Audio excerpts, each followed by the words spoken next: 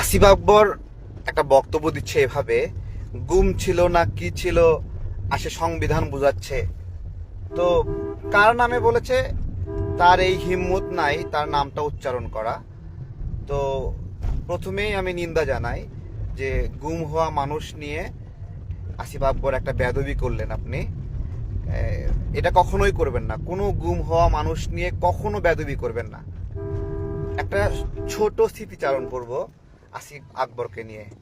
তখন শেখ হাসিনার সময়ে ভারতের আগ্রাসন বিরোধী আন্দোলন তুঙ্গে, আমরা পণ্য বর্জন আন্দোলন করছি, ভারতীয় সংস্কৃতিকে বর্জন করছি, ভারতের কাপড়, ভারতের খাবার, বিভিন্ন ধরনের পণ্যগুলো বর্জন তুঙ্গে অবস্থায়। ঠিক আছে, তখন বিভিন্ন গণমাধ্যমগুলোও নিউজ করছিল যে এই আন্দোলনের কারণে বাংলাদেশের অর্থনীতিতে একটা পজিটিভ প্রভাব পড়ছিল।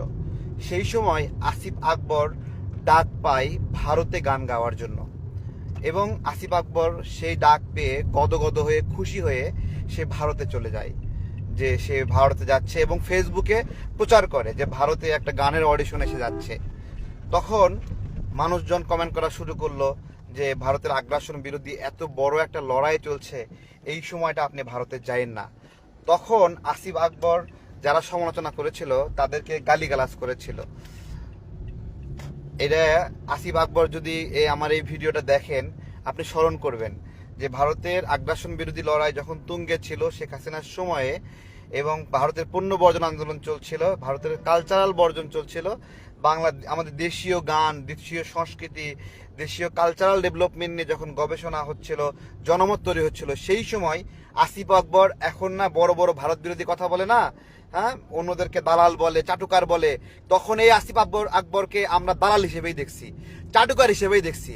এবং আপনি একটা দালাল এবং চাটুকার, এবং আপনি সেই সময় ভারতের পণ্য বর্জন, ভারত বয়কট আন্দোলনকে, ইসরায়েল বয়কট আন্দোলনকে বৃদ্ধাঙ্গুলি দেখিয়ে আপনি ইন্ডিয়ায় গিয়েছিলেন, এবং যারা আপনার সমালোচনা করেছিল তাদেরকে আপনি গালিগালাজ করেছিলেন। যদি হয়, যদি এটা মিথ্যা হয়, তাহলে আপনি চ্যালেঞ্জ করেন, আমাকে চ্যালেঞ্জ করেন। ঠিক আছে, আপনি যেভাবে বলছেন গুম ছিল না ছিল, ঠিক আছে, গুম হওয়া মানুষদেরকে নিয়ে বেয়াদবি করেন, ফালতু কোথাকার, বেয়াদব কোথাকার। হ্যাঁ, গুম ছিল না ছিল, হ্যাঁ, বেয়াদব। এই দেশের ক্ষতিগ্রস্ত মানুষকে নিয়ে কখনো তামাশা করবেন না, যারা ভিকটিম ছিল, সাফারার ছিল। আপনি এই ধরনের সাফারার না, আপনি ভালোই ছিলেন। কুমিল্লাতে আপনার বাংলা রেস্টুরেন্ট খুব ভালোই চলছে, আওয়ামী লীগের সময়ে ধুমায় ব্যবসা করছে, কেউ টুই শব্দ করেনি। ঠিক আছে, এখন এসে বহুত বড় ভারত বিরোধী হয়ে বেয়াদবি করতেছেন, গুম ছিল না ছিল, বেয়াদব কোথাকার। হ্যাঁ, এই স্টুপিডগুলোর কারণে কিছুদিন আগে আমরা আইসিসিতে খেলতে পারি নাই, এদের উগ্রতার কারণে। আইপিএল এ মুস্তাফিজ খেলতে পারে নাই, আইপিএল তো ইন্ডিয়ার খেলা, তার প্রতিবাদে আইসিসির ক্রিকেট বয়কট করছে। আরে বাপ রে বাপ, ছিড়ছে, হ্যাঁ ছিড়ছে। তো এই ধরনের বেয়াদবি কখনো করবেন না, এত ভারত বিরোধী দেখায়েন না। যখন ভারতের বয়কট আন্দোলন চলছে তখন আপনি ইন্ডিয়ায় গেছিলেন, একটু সমালোচনা করার কারণে যারা সমালোচনা করেছিল ওদেরকে গালি দিয়েছিলেন। হ্যাঁ, ওদেরকে গালি দিয়েছিলেন আপনি, আপনার ভারতে যাওয়া নিয়ে যারা সমালোচনা করেছিল। তো নিজের যখন ভারত যাওয়া লাগে তখন হলো খুব ভালো ভারত, তাই না? নিজের অডিশন যখন পড়ে না, ভারত তখন বন্ধু। আর যখন মানুষকে স্যাবোটেজ করবেন তখন হলো সে সবাই দালাল চাটুকার। নিজে একটা দালাল চাটুকার, মানুষকে বলেন দালাল চাটুকার, বেয়াদব কোথাকার।